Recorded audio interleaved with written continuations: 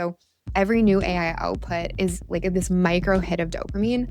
And when we finish our day, like it's worse than being on social media all day. Like, you know, when you go through social media and you end up like scrolling.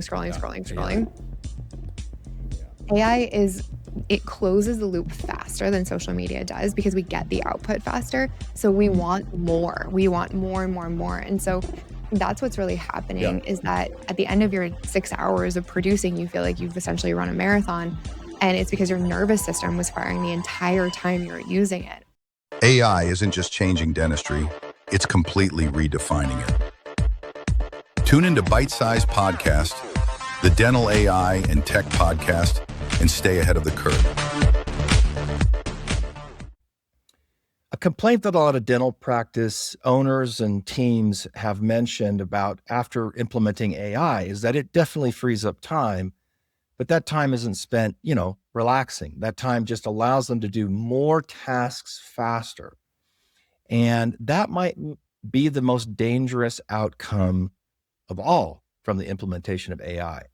Allison Lacoursiere is my guest today, and she is an executive and leadership coach who's spent years at the intersection of women's leadership, business scaling, and AI adoption. She has worked with dental founders, high-performing dental leaders, consultants. She's also a speaker for Catapult Education and speaks with thought leaders throughout the country. And she also has her own coaching practice, helping high-performing women build companies that don't quietly consume them. Her current work centers on the question most AI conversations completely skip, not what AI can produce, but what it frees you to become. That distinction is what this episode is about. So, Allison, welcome to the show. It's a pleasure to have you here. Thanks for having me. I'm excited. Cool. So give us a little bit of history on you and how you've arrived, where you've arrived. And don't start when you were 3 years old. Start kind of in your career. Okay. I became an entrepreneur in 2020 during the pandemic, and it was for me the perfect storm. It was the perfect time to start a business because I was good at digital technology and I was able to grow and scale a coaching and consulting practice online living in the island of Bermuda. And I moved from Bermuda to Calgary, where my family is from, while I was speaking all over North America for Align Technology, for Catapult, for all sorts of dental organizations, and really building the practice that I have today that works primarily with high-performing women who are successful on every account externally, but really helping them find out how to build success internally. So I kind of started doing that because most of my clients were women. And I was also a woman growing a business on my own. And I just learned that there were specific nuances and specific challenges that we were facing. And I was pretty determined to solve them. So I went back to University of Toronto, Rotman Business School, and I got certified in women leadership. And I learned so much there and started building female-founded communities to really help solve that problem. And that's really led me to where I am today with my consulting practice that's focused mostly on women and technology. When I first was introduced to you, I can't remember who introduced us, but I do remember that you had a company. This has been a few years ago. So this is probably right after COVID. Ooh, sorry, I said the bad word. I said the Voldemort word. It was the Instagram kind of like branding product, which I thought was sick and what that was great. Yeah. Is that what it was? Was it branding, or you were doing Instagram coaching? I think it was. Yeah, we actually had a full service Instagram marketing agency. I started it with my best friend in Bermuda. It was like a subset of my coaching consulting business because as I was working with dental practices, so many of them were like, help me with Instagram. Yeah. So we started doing coaching for dentists and practices then and started running their marketing agency. But I had a mentor, I think I told you the story, I had a mentor who was like deep in the AI world, and he called me. He's like, how much do you love your marketing agency? And I was like, it's like my second favorite thing. He's like, get rid of it because the AI is coming and you do not want to like pay on top of that. And I was like, so I did. I sold it. Who did you sell it to? Is that proprietary, or did you? It's proprietary. We sold the client list. Okay. All right. Cool. So I'm surprised you didn't freaking call me for that. I Thank know. you I for didn't that know you non-call. then. I Oh, didn't know I you know. then. It's true. Um, and you probably wanted to like sell it to a lady, a female that could like speak your language. I probably would have totally messed it up. So Honestly, probably you didn't would need have to call me. crushed it. You would have crushed it because I don't know anybody in the industry that's doing what you're doing. So you probably would have crushed So it. anyway, what you were doing back then in terms of design and quality of design, your brand like was stellar. I thought what you were doing was like freaking phenomenal. So, and when I look at any of your stuff online, it just looks great. So you've done a great job with that. Anyway, you got rid of that because AI was coming, which is, I'll be honest with you. We've had those conversations because we have a dental Yeah. marketing company. It's like, what are we going to do? What's going on? What's going to happen? So pulled the plug on that. Now you're just doing your leadership business, I guess, right? Is it what would you Yeah. say is the one liner on your leadership business in I your women's help leadership? I help women build sustainable success in their business. And so I still do a lot of business coaching, and we do in the internal workings, we do branding and Okay. design for our clients internally, but they are my executive coaching clients who will do branding work for. We don't do branding and any of that externally anymore, but I really do. I help women who are successful on every account on paper actually feel the success that they have. And so this is a lot of like neuroscience of change, identity work, helping them reclaim their time, remove burnout, live the life that they want to live. And sometimes that means starting new businesses. I work with a lot of really brilliant doctors who start thought leadership businesses or want to get into speaking or want to build an Mhm. education platform. So I help them really get clear on that and then help them grow and scale that business. Fantastic. Um, that's brilliant. So you said a couple things in there that I think will lead into our conversation. So there's a claim here that I think I'm making it as well, which is that the general consensus, that the pitch you hear, you go to any dental show, talk to any AI sponsor, and they're going to tell you, buy this tool, buy this AI product, and it's going to save you a ton of time. But, and that's not necessarily not true. I think that is definitely true in many cases. But the idea, this illusion that the saved time that you're going to get is all of a sudden going to be like me time, uh, doesn't always happen. It ends up that a lot of people just end up doing more work faster. Mhm. And that might be a slippery, slippery slope. So I want you to kind of talk about that issue. Do you see that? I see it in my own personal life, right? I'm using a ton of AI automation stuff, and I end up working just as long doing more work. So that's not necessarily healthy. So can we No. talk about that? Yes, we can talk about that. And this goes deep. So can we go deep on this one? Um, I can't swim. So anything beyond 6.5 feet might, no, I'm joking. Yes, it does. Let's go deep. Let's go Okay, really deep. beautiful. So I say this all the time to my clients and male or female. We all have this we all potentially have this inherent belief that our worth is equal to what we create or produce or the work that we're doing. And that is kind of the ethos of a lot of high performers, a lot of founders, a lot of doctors, is that our worth inherently as human beings is equal to what we create, produce, earn, serve. And with that belief, it doesn't matter if AI creates more capacity, it won't give you permission to change that belief. We have to do that. So I say like AI is a mirror to our I don't even want to call them bad habits. They're honestly like some of the ways that we can heal as humans. When we can stop associating the work that we're creating or the production or our output or being productive with the value that we have inherently as a human being, then we can likely create capacity with AI and at the same time permission to rest, to spend more time with our family, to maybe work on a creative project that we've been delaying for years, or to go for a bike ride, like you mentioned earlier. But it's that piece of it that AI doesn't change that piece. And so it's just going to continue to perpetuate the belief that's underlying all of the things that we do, all of our patterns, all of our habits. We're just going to do more and more and more because we can. So it's not that like AI doesn't free you if you don't choose to be free. I wholeheartedly agree on your last point there, that AI does free up time if we choose to use that time appropriately, right? And not just do more work.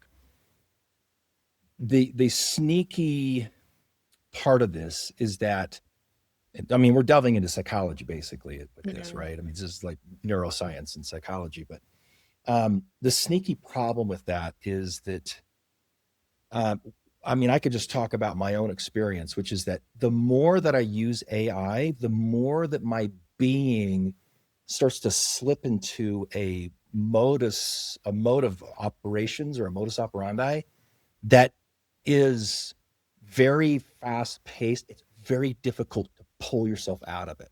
Yeah. It takes me a couple hours at the end of the day to like slowly like pull myself out of this recursive kind of like, you know, logical, like AI step automation kind of stuff. It's really difficult. Now I'm not a dentist. I mean, so I'm not speaking as a dentist here, but I am talking about like aspects of like leveraging AI, I think changes your brain. Mm-hmm. I don't know. You've probably done more research on that, but I see that in my own self. So my question is, or what I'm going to press with is that the claim that it can free up time and that it's a simple process to like recapture that time and then spend that time in more appropriate ways, I think is far more difficult than what might be claimed. Is that fair?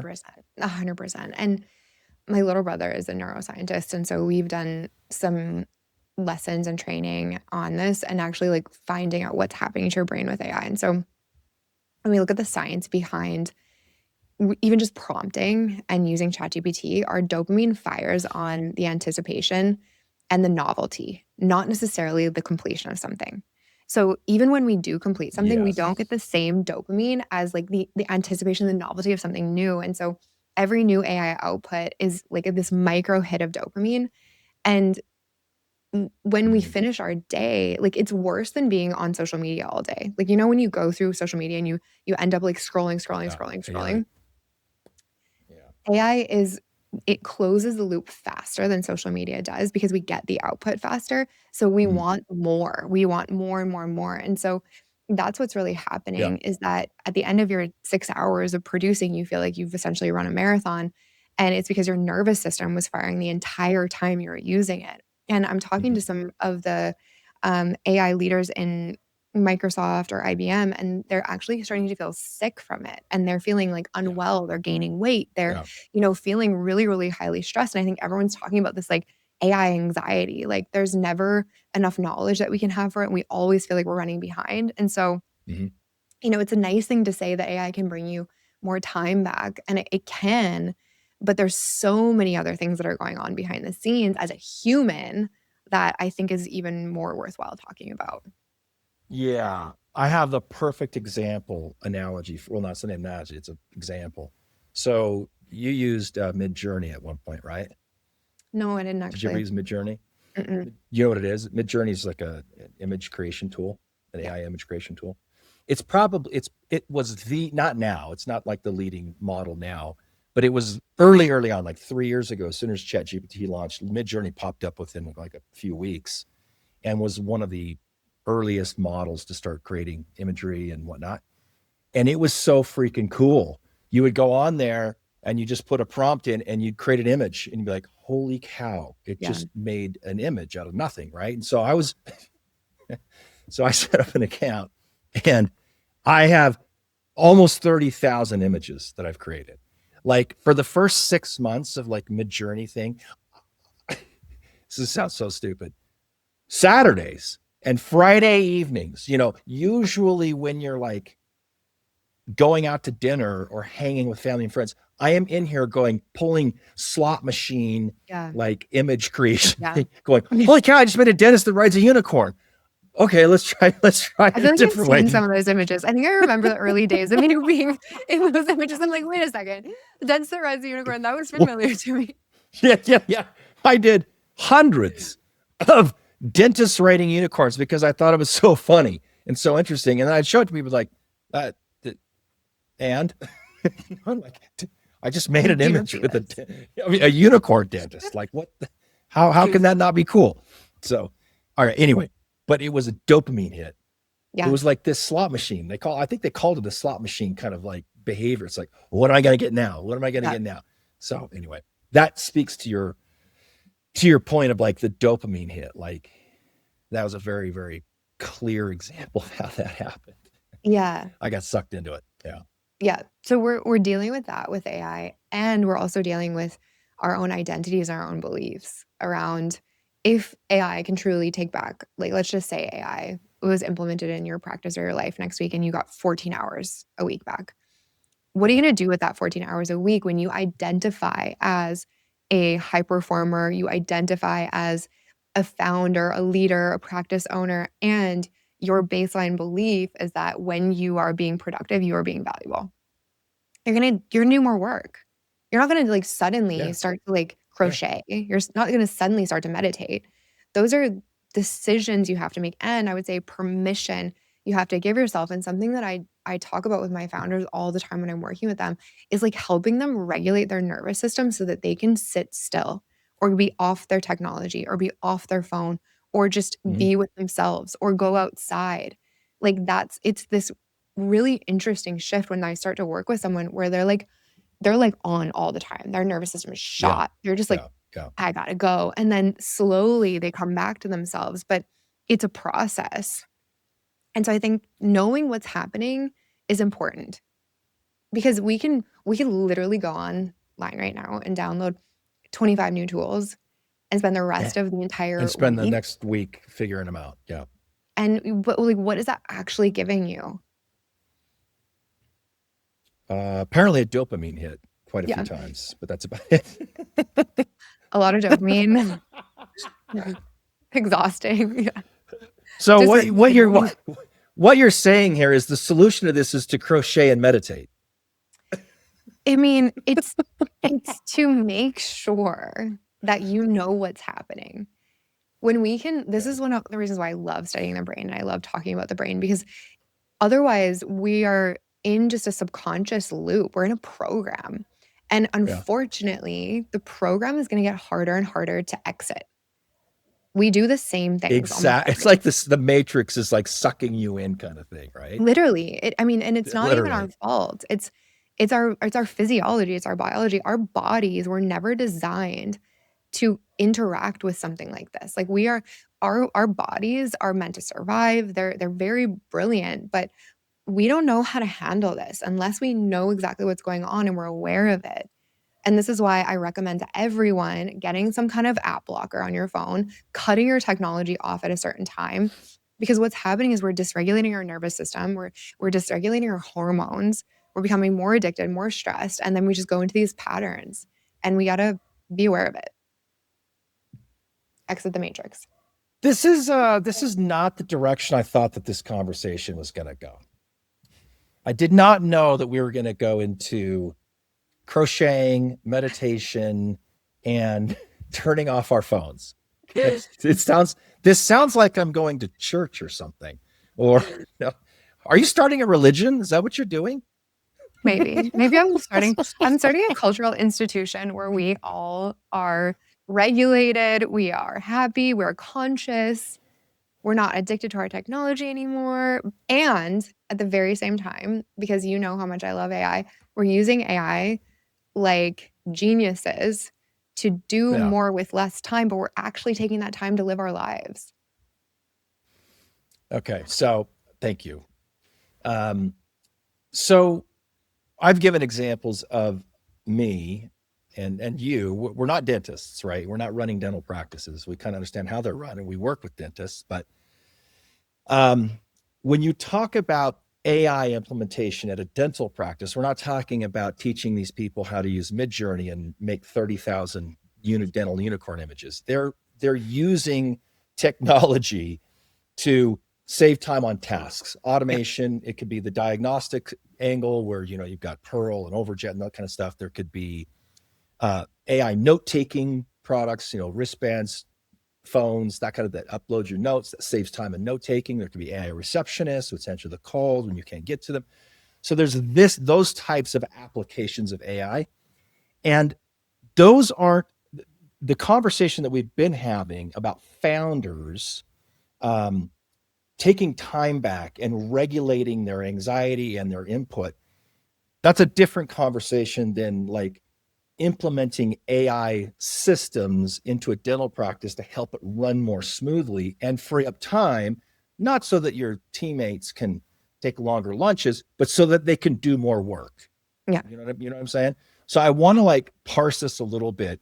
I know that there's a track here where we talk about founders and leaders, which I think we should stick to, but I just want to, like, as a caveat, just kind of like loop in this whole idea of like, just like AI implementation at the systems and workflow levels of like the internal team management, right?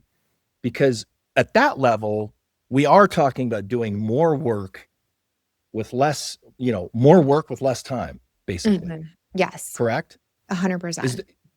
Do we run into the same kind of burnout issues that we would run into when we're talking about like a leader, kind of like with who you deal with? Is there burnout at the team level kind of thing? Or is it not an issue?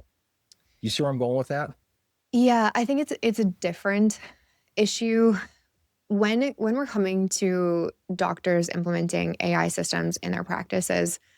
There is a potential, and we don't need to even talk about burnout, but there's just a potential like gap between choosing an AI technology that you want to implement and then it being fully implemented and utilized. That there is a gap in there, that there is an efforting that's going to take place. And when you do that really well, the AI system can stick. If you don't do it well, it will not stick. And so what we're seeing is like there are a lot of great tools, but when doctors are not implementing them in a way that makes it sustainable for the team to know, understand, be clear on what this is doing, and do a proper training, it actually overwhelms the entire team. And we're starting to see like teams working around the AI and not using it the way that it's intended. Sabotaging it to some degree, right? Exactly. Trying to work around it or sabotaging it because they don't want it. It's too difficult. And the implementation is too difficult. Yeah, the implementation takes a lot of intention, and implementation takes a strategy. It takes knowing how to communicate to your team, how to implement it, how to roll it out, and then how to make sure that there's checkpoints along the way as you're rolling it out, because you're going to have problems. Like AI is not this like magical thing that I'm just like, Adrian, boom, AI, you're amazing. Like you're already What? It's not? How are you kidding me? That's what everybody's been telling me. I know. I know. It's I don't want to burst your unicorn here, but it really is like this. We have to understand that it is a technology, it is a tool that you have to implement intentionally and specifically to make it actually work for your practice. And that's where I'm seeing people get overwhelmed. And then the team member, the only thing they're thinking is, this is going to replace me. So they're freaked out. They're going to get fired. Totally. Everybody is.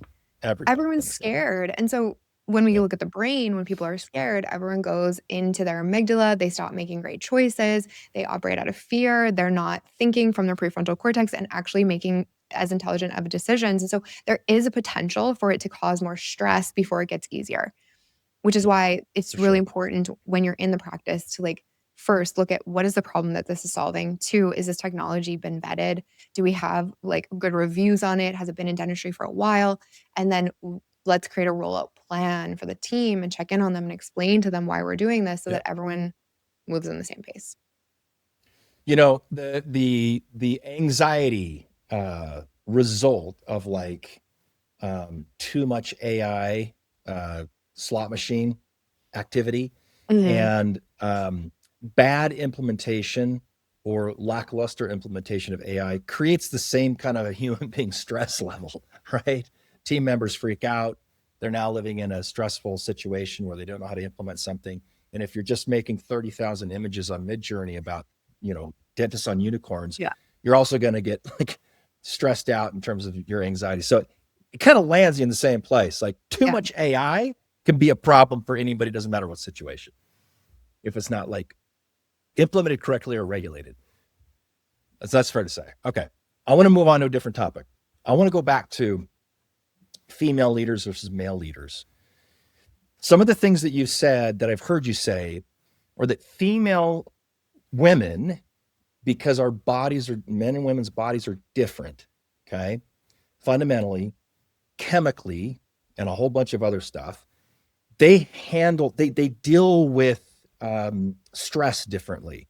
And I think that what I want you to do is kind of describe how the cognitive workload, how that's different for a woman versus a man. Mm-hmm. A female dentist, male dentist. Let's just say that. Okay. Absolutely. And why there's kind of like more, there's like an invisible workload, I think is how you describe it for women that men don't see. Mm-hmm. Is that fair? Am I repeating what I've heard? Okay. All right. Can you talk about that? Yes. And I always love to caveat this discussion with like, men and women are different. It's not like men versus women. It's not men are bad and women are good. It's not women are good, men are bad. It's none of that. It's just acknowledging that we operate differently so that we can exist in the world in a way that helps us thrive. And when women are pushing themselves to operate a way that a man can operate, that's where we see a lot of burnout. We see a lot of fatigue. We see a lot of exhaustion. And the question that I get as a coach all of the time behind closed doors with all of these high-performing women is, what is wrong with me? And that has been one of the questions that my career has been founded on, of like, why do women think that there's something wrong with them when they can't have the same output that you, like, let's just say a man would, or they don't have consistent energy throughout every single day, every single month, when they go through something like childbirth or they go through something like menopause and their career takes a change. And the problem with that is that women have this expectation based on current business philosophy and what's, what the current business marketplace is, that we have to be an output consistently, which our bodies are not designed for that. So that's the biological piece, is like our bodies are not meant to be in consistent output. We have a very different rhythm than a man's bodies do. We have a very different hormonal cycle, whereas certain times of the month, we don't have as much energy because our hormones are completely different. Whereas men have a very consistent, like 24-hour cycle that they go through on a day-to-day basis. Women have a full month. I know what the cycle is. It's the cycle of not being able to find anything, anytime, anywhere. Exactly. It's that cycle. It's the man eyes cycle. It's so true. It is. My fiance, like, he's like, where's my phone? And I'm like, it's right in front of you. In your hand. It's your hand. You're using it. You're texting me. It's crazy. But the interesting thing about women's brains, and I would love to send you a video on this and you and your wife can watch it together because it's really funny, actually. Women's brains, we are connected, like our whole entire network in our brain is connected. So whereas men can actually put things in buckets. Let's say they have a hard conversation with a team member and it doesn't go well, but they can put that into a bucket and go home and like hang out with their son and not think about this bucket because it's in this bucket. They're like, that's separate. If someone brings it up, they're like, oh yes, like let me talk about this bucket again. And that's a talent. It's a skill set. I think it's psychopathy. I think this is really cognitive dissonance, which is, I think, a brain problem. But no, keep going. It's not. It's really not. It really is the ability that men have to compartmentalize things and focus on one thing at a time, it's a skill in itself. Women don't have that. We see the bigger picture all the time. If I had a hard conversation with my team member, it's coming with me to dinner with my husband. And so the problem, which is why you have to talk about it at dinner. Exactly. That's why you got to talk about it. Yeah. It's actually a release for us. We don't need a solution. We just need to like let it out so that we can kind of distill that energy. So the problem with that is when there's no separate bucket for our brains, we only have a capacity. We all of us have a capacity that we will hit and then we're just tapped out. Because women are seeing and noticing all of these things all the time in their household, with their kids, with their practice, with their team, they hit that cognitive load faster. And the problem is, like we talked about this, it's an invisible workload. Women also have a very high pain tolerance and have the ability to just like work through things. And when we reach that Can kind I of just high, say something about hold on. I just have to I have to say this for all the men. Okay. Like the man cold is a real thing. Like it when men get colds and they collapse and is. they can't get out of bed and they need to, you know, to be pet and soup fed to their, that's a literal real thing. I'm just saying that they don't have that high pain tolerance. Go, keep going. No, it is true. Women, I mean, because we have childbirth in our genes and in our biology, we do have a higher pain tolerance. So what happens when it comes to like that high functioning burnout piece is that the part of your brain that would notice that something is wrong actually goes offline first. So when Mm, you start to become burnt out, that part of your brain's like, we're out of here, like it's gone. So yeah. women don't necessarily hide it, but they actually can't see it. And so that's where we Oh, often that's can, interesting. yeah, that's where when we look at the data, it's like, I think 76% of women have an autoimmune disorder. 76. And when we look at the number of women, Deloitte did a study last year on the women that have like flagged that they feel burnt out in their career. It's upwards of like 65% of women are like, I'm totally burnt out. And Yeah.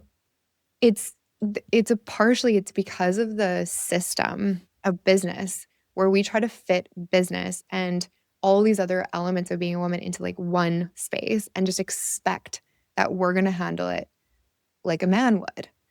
And we just don't have the same biology. It's not worse, it's not better, it's just different. And Yeah. there's so many women that I talk to, they're like, "What's wrong with me? Like, why am I doing this? Why am I failing?" Like, "You're not." Let's create a different set of success metrics. You've also said something that was interesting about delegation. It Mhm, was the idea that women have a harder time delegating. mhm. Okay. Um, is this true? What's the neuroscience behind it? Can you talk about that? There's an identity piece with this, and I I truly actually don't know the neuroscience of not being able to delegate, but I do know the identity piece of it when it comes to female practice owners who have a hard time balancing holding their team accountable and Okay. not being seen as a leader who's like mean or like a bad boss. There's another word that women like to use. I'm not gonna use it right now, but that's one of the just We can use those words on this podcast. Are you thinking of the B word? yeah. Mm. A bitch boss. Yeah, I'll say it for you. Okay, okay, keep going. thank you. Yeah. That's the question that comes up all the time, like, how do I hold my team accountable? How do I get what I need without being a bee? And Yeah, right. and that's not because we aren't trained how to have these conversations as business owners. A lot of dentists go to dental school, not leadership school. Obviously, that's why they're dentists. It's a really hard conversation and they don't feel like they have the ability to say like, "This is actually what I need," in a way that's really empowering to the team. And so they end up just kinda like absorbing this and not asking for what they want and almost apologizing for the things that they need. And that's again Hmm. one of the reasons why they get smaller, their business continues on, and something ends up not working. Got it. Well, a lot of what you're talking about is really just giving creating a space for empathy for both sexes. Okay, because we men mess up all the time too and have like man colds, right? But it's just I'm thinking as you're telling me this, I'm thinking about my relationship with my wife and how she behaves in certain situations. And you're like describing, I'm like, oh, that's why she does that. I mean, we've been married for 30 years and I still haven't figured it out, which is probably a man problem, right? But I'm thinking of like this delegation thing, right? Or her needing to like talk about things. And I'm like, well, just, it's the guy just says, we'll just fix the damn problem, and be done with it. No, no, no. She has to talk through it. But that's the process of releasing the stress, the level of stress. It's super interesting. So anyway, what I'm getting at here is that I could see this being extremely helpful for a human being who does not understand how their own body chemistry Yeah. works and describing that back to them and giving them a safe space, so to speak, where they can give themselves some leniency, like, Mhm. oh, that's why I need these things. I mean, that's a very like empathetic yet powerful way to address leadership problems, that women are running into. I think it's brilliant. It's so powerful. It's You're not an so AI coach, you're like a therapist. Yeah. But we don't AI want is to call you therapist because that's kind of dumb. Yeah. I I'm don't. I'm an executive coach. I mean, it's Executive coach. yeah, it's a part, but Executive like coach when people say like executive coach, they slash think I'm like therapist. I'm coaching like just executives, but really I'm coaching human beings and to understand themselves Yeah, yeah, better, deeper, yeah. so that they can be more powerful. Like when we look at the reasons why people are not successful or they don't achieve their desired result in life, 90% of it is our internal barriers to success. It's When I it's found out that, belief. It's belief. I'm like 90% is our internal barriers to success. Like what are those and why do we have to Yeah. have them? We don't, but you have to understand them. And men have their own set of really, really strong and long-lasting challenges where they're like not allowed to be vulnerable. They have to be tough all the time. They can't share what they're feeling because it's like then they're not a man. Like all of these things, gender norms are there, and sometimes gender norms are helpful and sometimes they're not. But I think Right. it's worthwhile to have a conversation about like what are the ways that you are holding yourself to a standard that isn't serving you? It's actually Mhm. hurting you. And how do you relieve that internal barrier to success so that you can have more of what you want in your life?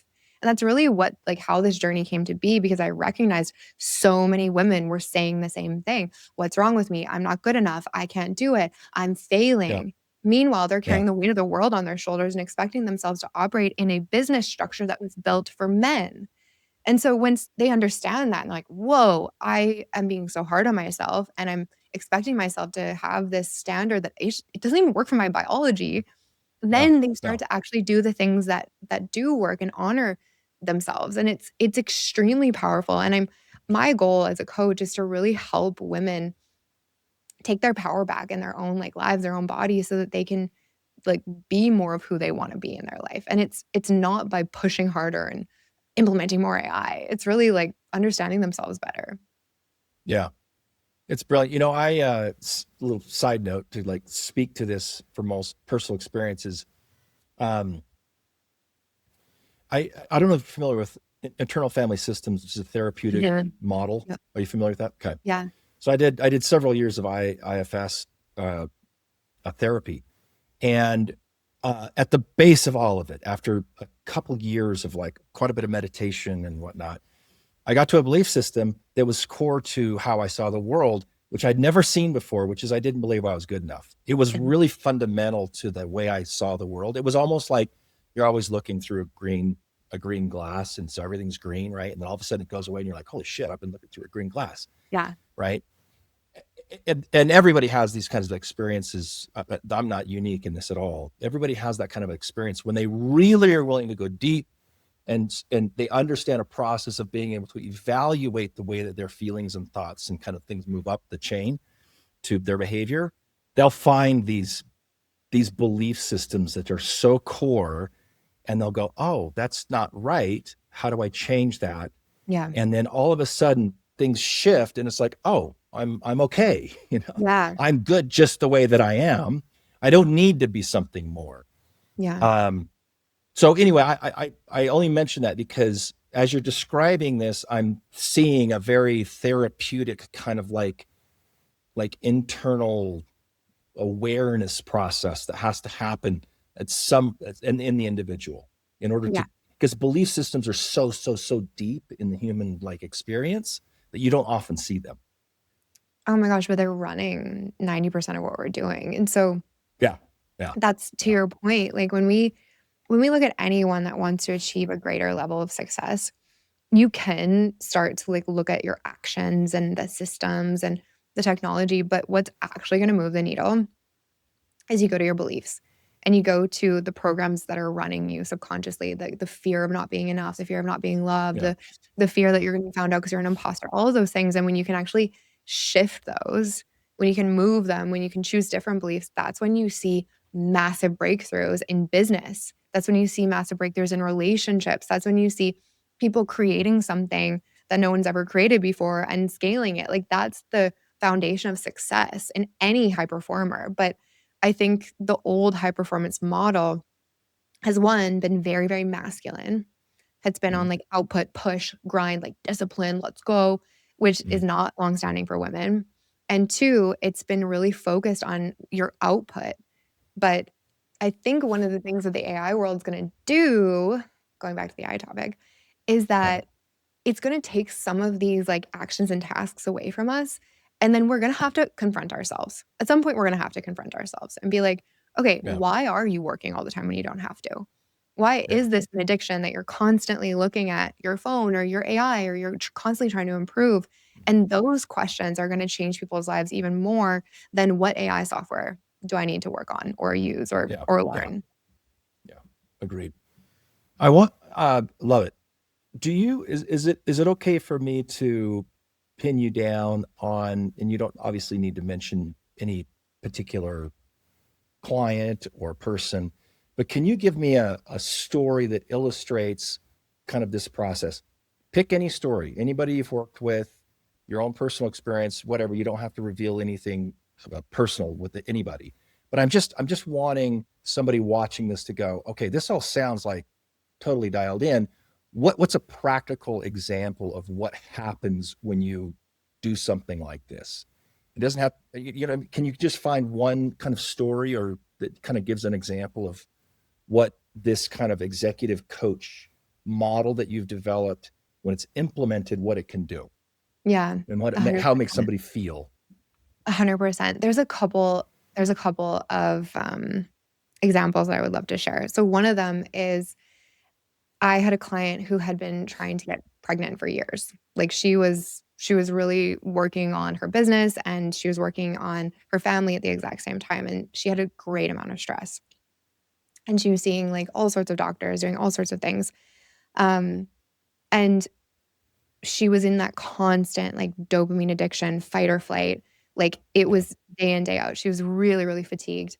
And when we started to work on like the reasons why she was in that hustle mode all the time, when we looked at like her behaviors, when we started to reprogram her mindset, her belief system, her nervous system, her body just started to relax. And inside Wow. of that Nice. relaxation, her production of her practice went up tremendously without her needing to like keep going harder, harder, harder. She became a better leader. She became a more conscious leader. Her team became happier and she got pregnant. Now, it's not because of me that she got pregnant. I'm not going to claim that. Like, I'm not going to say like, when you work with I think you Allison, should claim it. you're going I to get think you pregnant. should definitely claim that and run with it. Yeah. See how that goes. But this has happened to probably like 5 or more of my clients where they were trying and they couldn't. Mm. And as soon as they started to relax, as soon as they started to be aware of their thoughts, something like Yeah. that happened.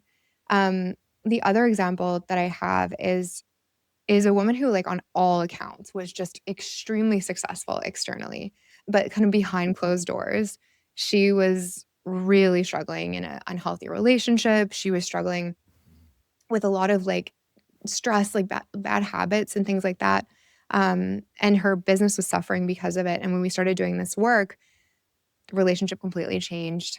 She started making more money, but most importantly, she started to feel peace. And Yeah. like some of the Yeah. things that my clients will say is like, I feel like myself again. And that's the thing I think about high performing women is like we don't realize that we aren't connected to ourselves because we're still successful. Like we still have the stages or we still have the business, we still have the team, we still have all these things, but inside we feel like crap. And this is the kind of work that helps you actually like match internally how you want to feel with your external success. Those are great. Those are two great examples. How, there's a lot of men, they're going to, male dentists or team members, they're going to watch this or be introduced to this. How should they approach this conversation? What would you want a man to take away from this? I mean, because you are speaking to women primarily, but you're speaking to men secondarily, I guess. There's still a message in here for men. So how do you want a man? It could be a husband to a doctor. It could be a male dentist who's, this resonates even with them, even though you're not speaking directly to men. How should a man, what do they take away from this kind of approach in terms of Yeah. like I'm managing their anxiety, that kind of stuff? I'm so grateful you asked this question, because what I would want a male to take away from this, and I have 3 brothers. I am engaged to like the best man in the entire world, and I love men. I think men are fabulous. They're amazing. Women need them. And I think that's something that we don't talk, like powerful women don't talk about that enough, but powerful women need men. And I think Well, what I would powerful men don't come without a strong woman. That's for damn sure. 100%. 100%. I totally agree with that. But what I would say is that this conversation completely applies to you in your own way. And honoring women's specific struggles, like their specific experiences in the world, doesn't make men's struggles less important. They're just different. And all of this behavior work and the belief that I'm not enough and the fear of not being loved and those core like wounds that we have as humans, they're gender agnostic.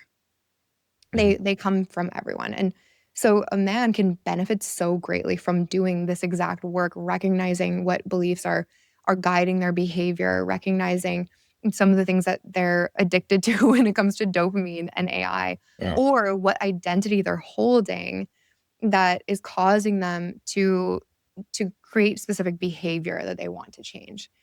And Yeah. so that's what I would love for men to know, is like this conversation about women, it doesn't make men's struggles less important. They are just different. And when men can understand women better, it creates even better synergy. And the truth is, if you're a male dentist, there's a likelihood that 80% of Yeah. your team is women. Your team still are all female. Yeah. So it Yeah. helps you actually. It helps you be a more conscious leader. Everyone has a mom.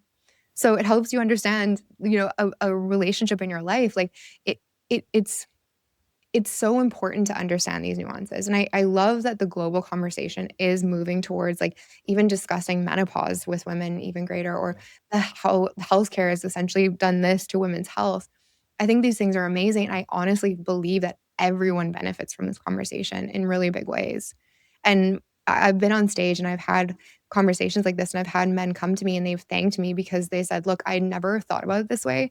And I never really heard the women's like movement be so like loving and considerate of men, but it is 100% is. So I think that's what I would want men listening to know. That's beautiful. I love it. For those of you listening that listen to this whole thing, you can tell Allison knows what the hell she's talking about. So, no, I'm serious. Like I've talked to so many people, coaches, just people in the industry, and you're just super, super sharp. I think you're going to help a lot of people. You're going to be very, very successful. So I really appreciate you coming on and sharing this. Any last thoughts? Do you want to plug your company name, your website, that kind of stuff? Yeah, I would love to connect with anybody that, if this message resonates, or if you know somebody that would resonate with, it's just AllisonLacoursiere.com. And thank you, Adrian, for telling me that my branding is nice. It means a lot coming from you. Yeah, no, it's brilliant. Yeah. I'll drop all of your links in the description of the podcast. So thank you so much. I really appreciate you coming on. You're fantastic. Thank you, Adrian, for having this space. I think what you're doing with this podcast is really, really powerful. So I'm grateful to be a guest on it. Cool. Thanks for listening to Bite Size Podcast. Tune in to stay up to date with everything dental AI and tech